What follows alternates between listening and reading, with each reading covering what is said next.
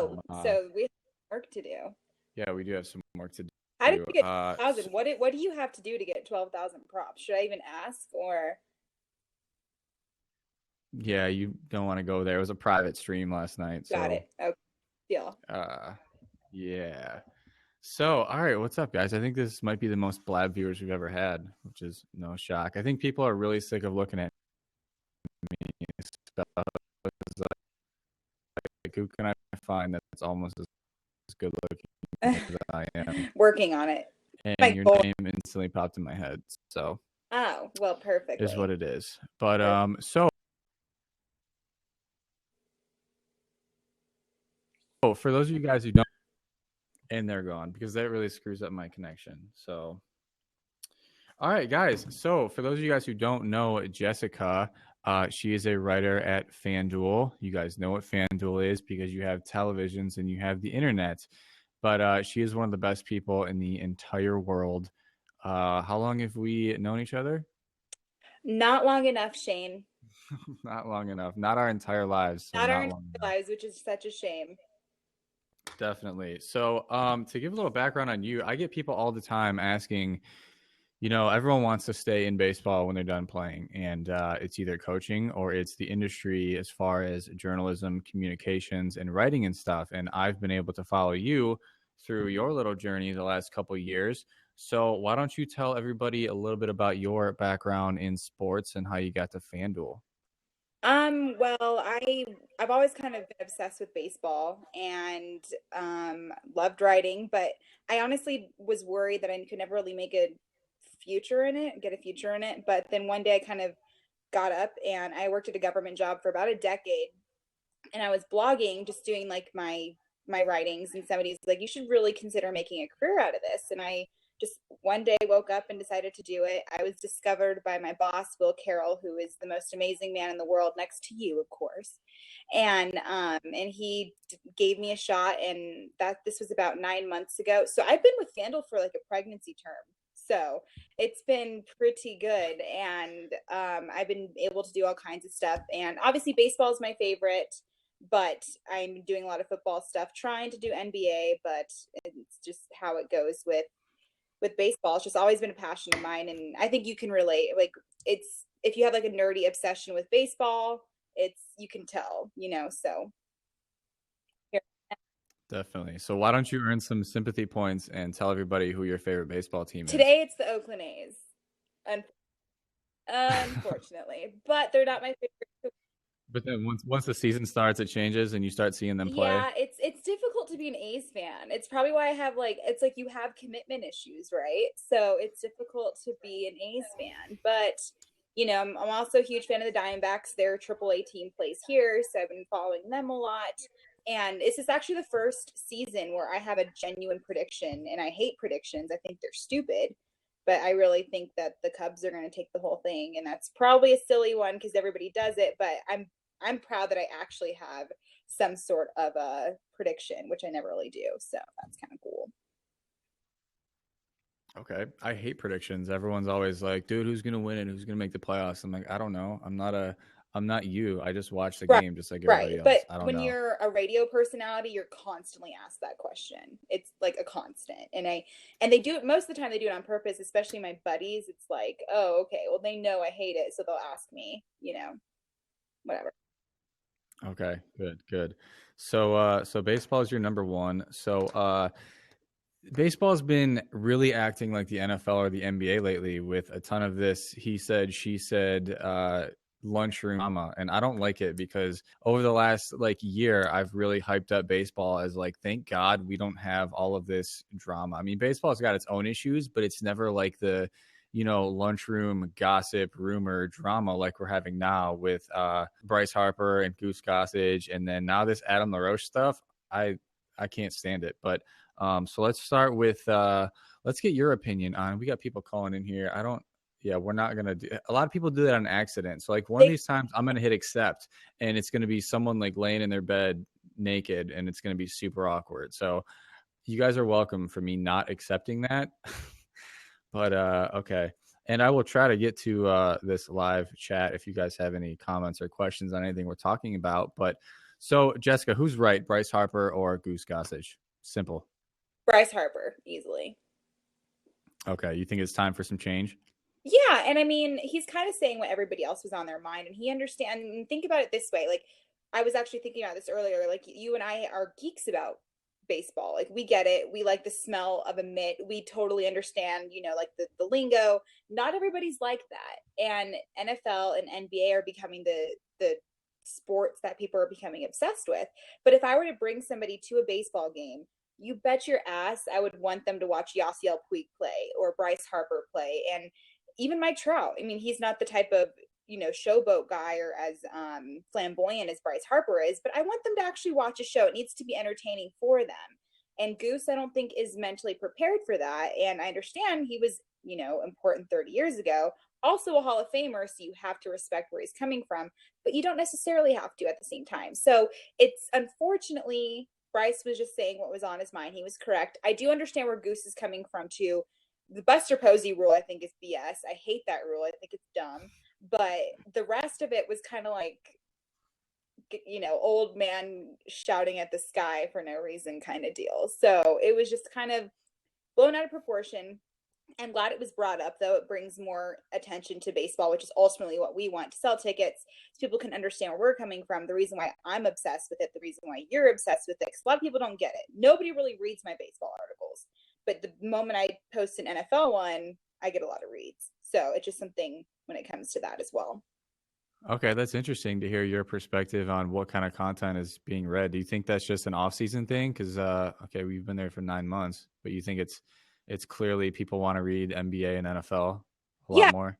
off-season thing though too, especially because the stuff that I did get a lot of reads for last season when I first started with Fanduel literally started right in the middle of baseball season. It was just, how do I win a DFS, or who did well that was costing underneath $3,000, or how many points can Lucroy give me, or how many points is Bryce Harper going to go, and how is his ownership percentage. Those were the only ones that I was really getting great reads off of. And now that we're kind of shifting into a different department, a different situation when it comes to our articles, it might be different. So I kind of like that it's diverse, but you've noticed the bump in your reads the different time frame of baseball season.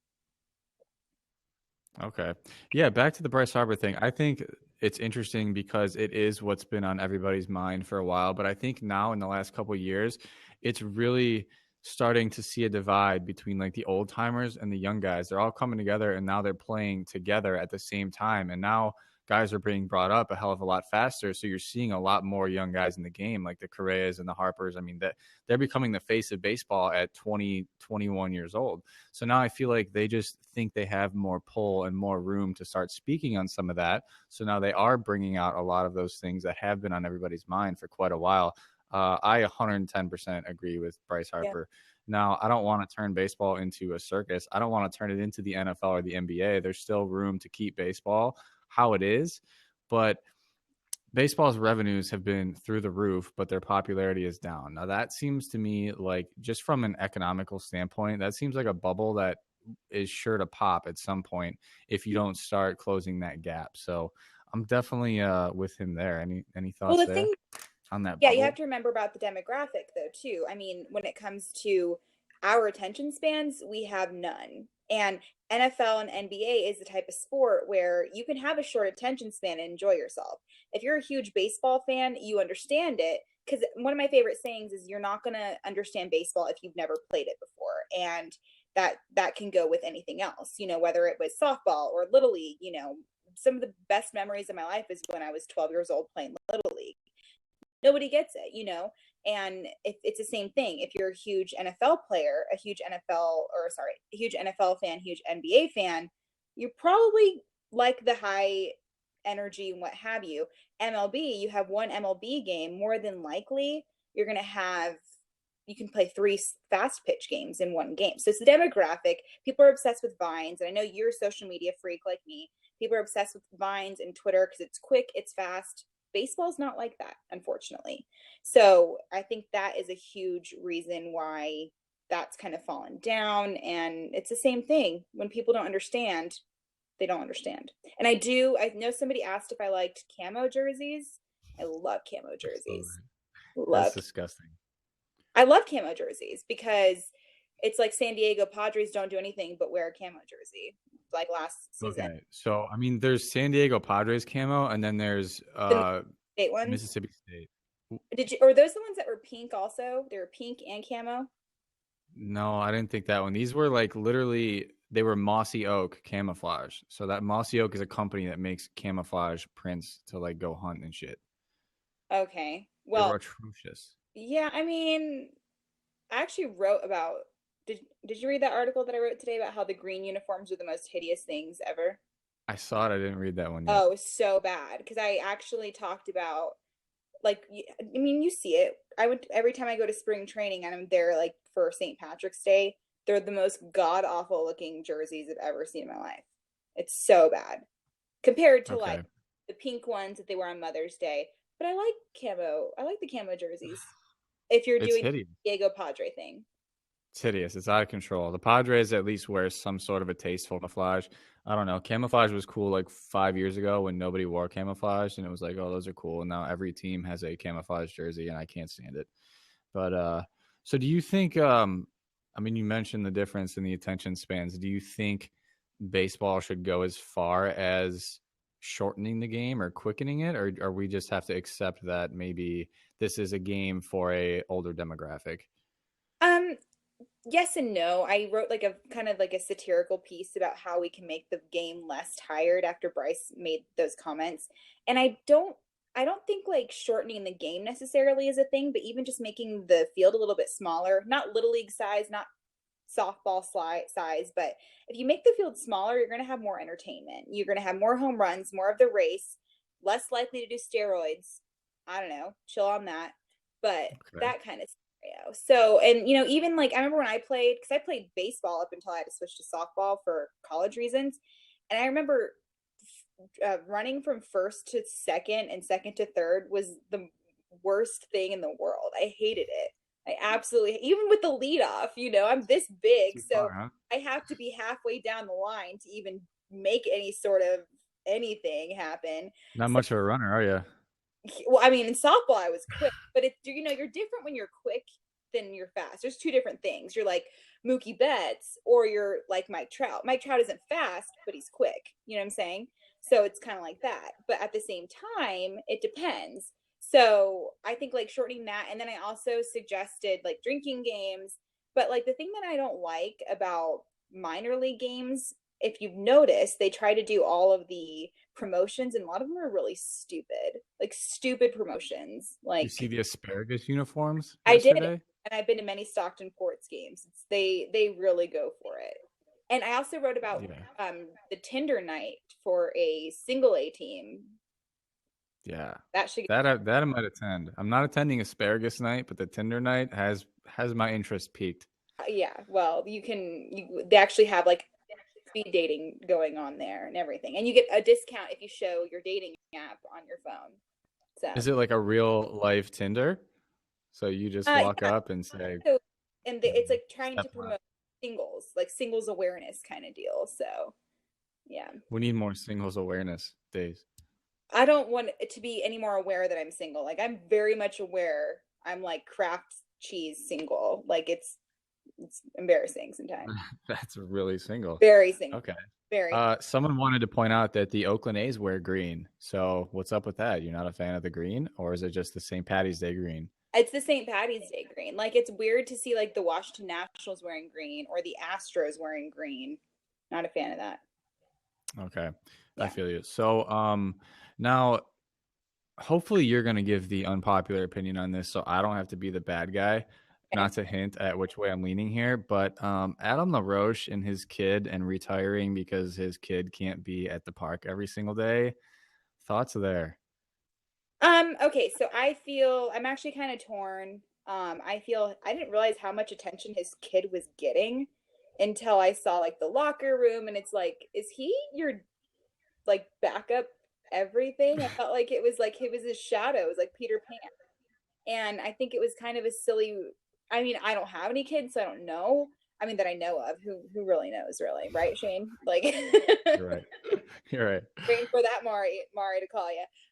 But you don't really know. like what the situation is, and he's got his own locker, and we get it. Adam is a pretty big name in that organization, and it was very selfish of him. It was a very important year for them.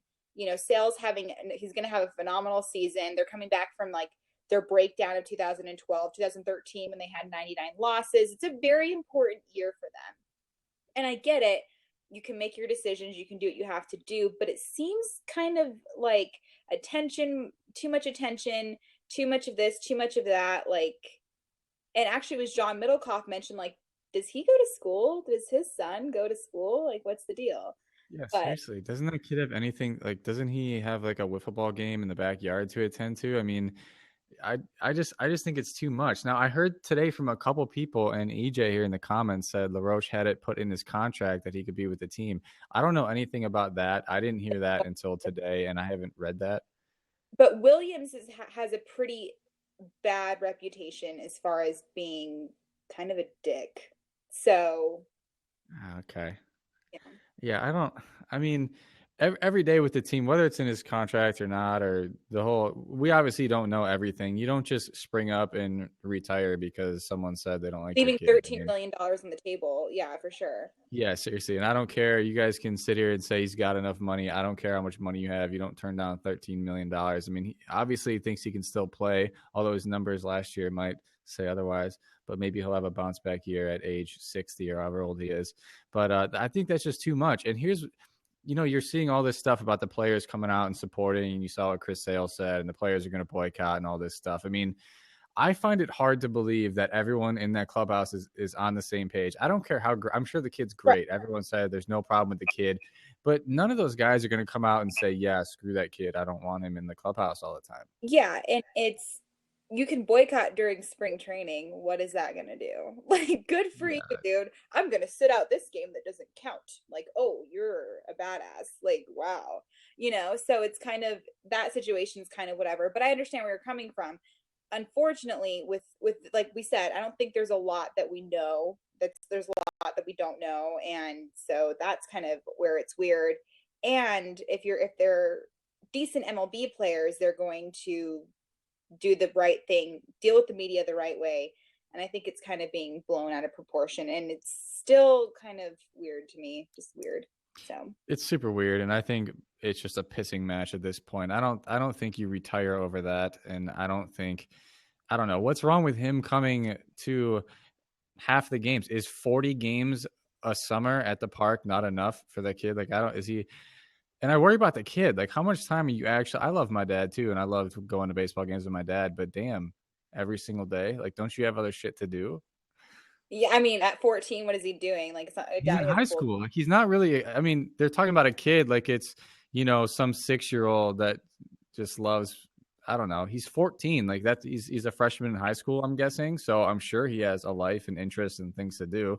I I'm mean, still working on getting a life, and I'm 27. So whatever you got to do, you know. okay. Huh.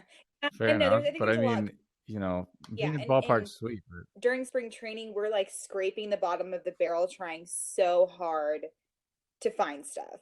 I wrote about how Mike Trout doesn't like bat flips today. Like, that's where my life is.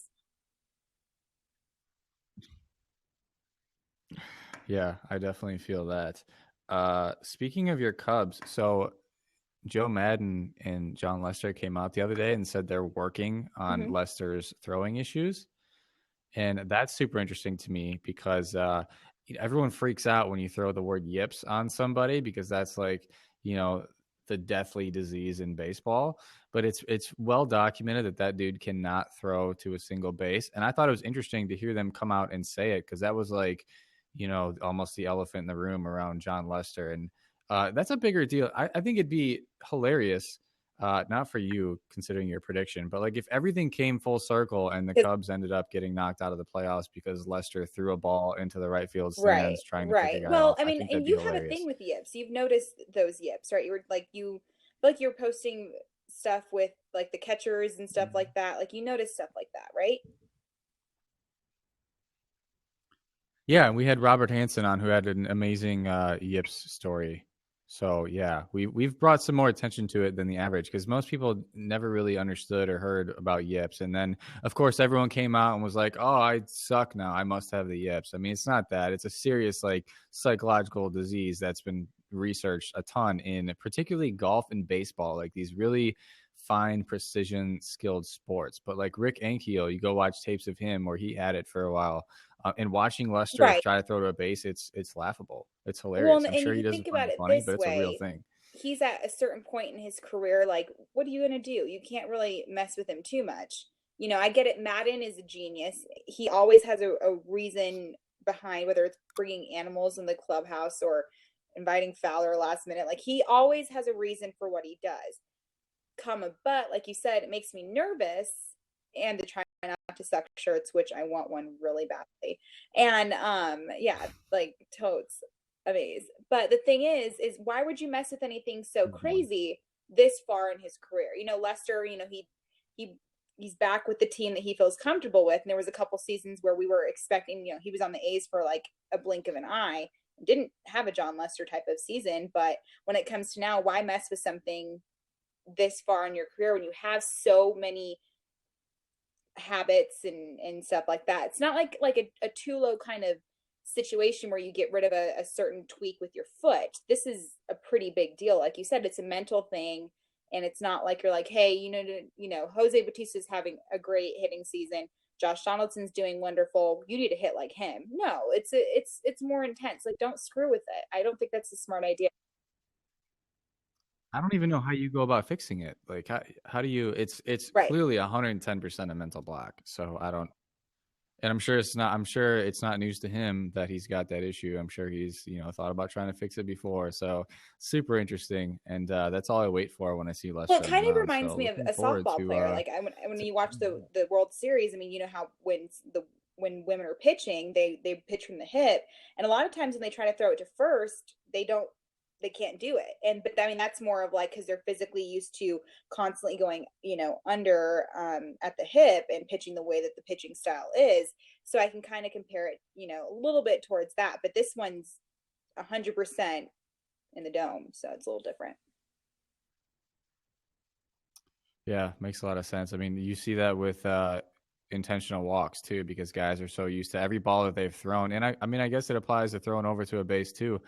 Every ball you're throwing is 100% max 90, Like 92 hold miles an up a hour, little and then you bit, try and to you let have up a different and body and all of that stuff. So it's yeah. totally Bad news. Everyone's been through it. I mean, whether you have it as bad as Lester or not, like every single pitcher, if you guys have pitched and you're in this room right now, you know what it's like when you get a bunt back to you and you look to first base and the shit just starts running down your leg and you're like, I have no idea where this ball is going to go.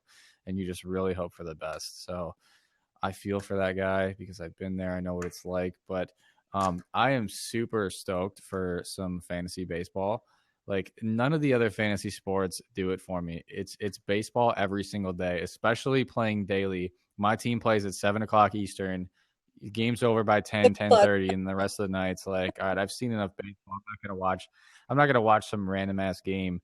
But like if I've got Justin Turner in my lineup and the Dodgers are playing at 10:30 on MLB Network on the East Coast, I'm like, all right, let's do it. So and everyone always hits me up like, dude, who's the fantasy sleeper here? Who should I be drafting? And I don't really play season long. So that would be more your territory, I guess. Like, who are we looking for to be having those kind of years that we should be looking at Well, in it's the fantasy cool baseball? thing about doing both is a lot of people are used to season long football. That's like the number one fantasy thing that people do. So I usually use season long to compare. Like for instance, Chris Sale, Jake Arrieta, top five pitchers. If you're going to do a season long, because if you're doing DFS, it's difficult to measure in that aspect. It's more or less, your salary caps, what they're playing, lefty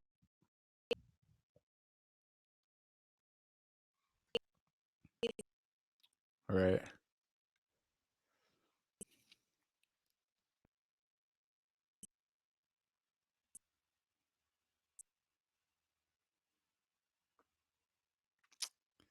Did versus we righties. lose did we lose Yeah, audio here? Can you guys hear? I said it. Okay, wait. Okay. Now I Oh, am I? you cut off there for a second. So we heard none of that, I don't think. Oh, can you guys hear me? You're back now. Okay, it was I because I had think, right? a call came in and I canceled it. Yeah, you're good now. Yeah. So I like said Jake Arrieta Damn and them. Chris Sale. They're like two of my top five.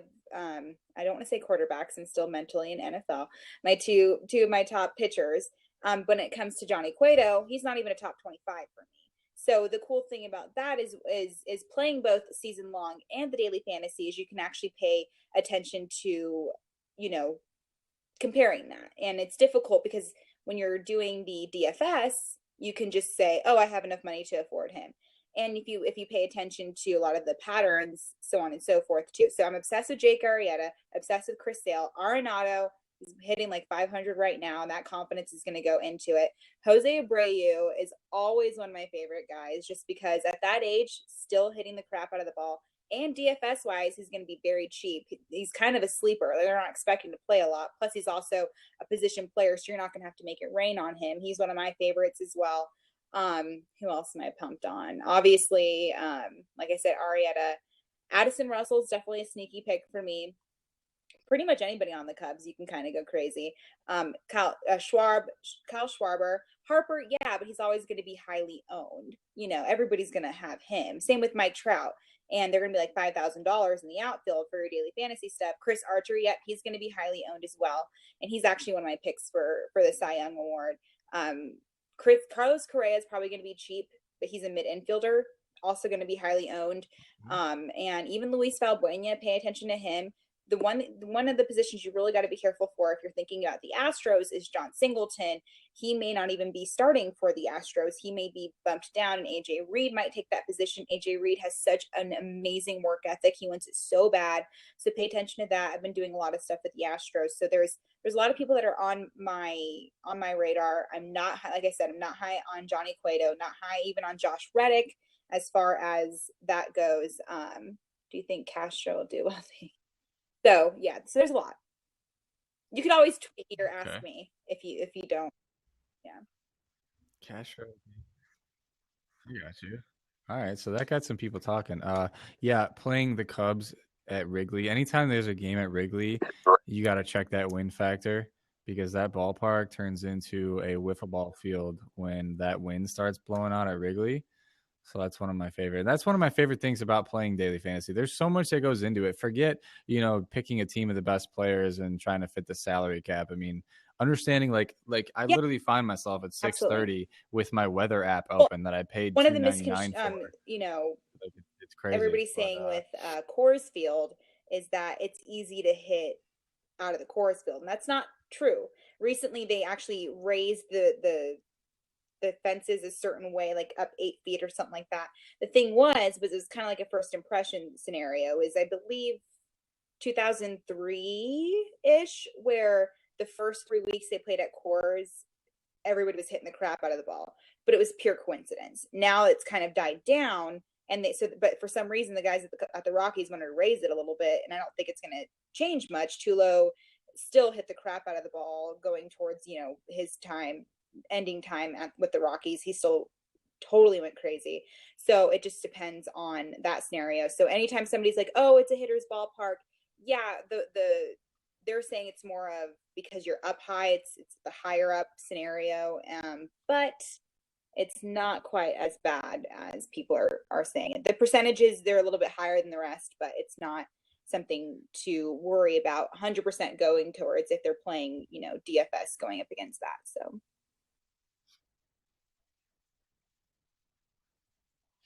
Yeah, definitely. But it's always good, especially taking opposing hitters in Coors Field because you got the Coors factor, and then you got they're playing the Colorado Rockies factor. Every pitcher I've talked to, including A's pitchers, say that it's the most difficult field to pitch at is the O.Co Coliseum in Oakland. They say it's so difficult. Yeah. Really? Why is it? That's strange because I thought it was the opposite. And I don't know where it is on the run production list, but I know that there's just so much foul ground. They start out I think it was Pat Neshek who said in the bullpen was difficult for him, and he already kind of like messed him up in the head. But then when he got on the mound, it wasn't much different. And look at all the plumbing situations. The ground is just a little bit awkward. So that's what he was saying. That's what he was saying is it was actually the most difficult part for him to pitch at. And he said this when he was with the A's. So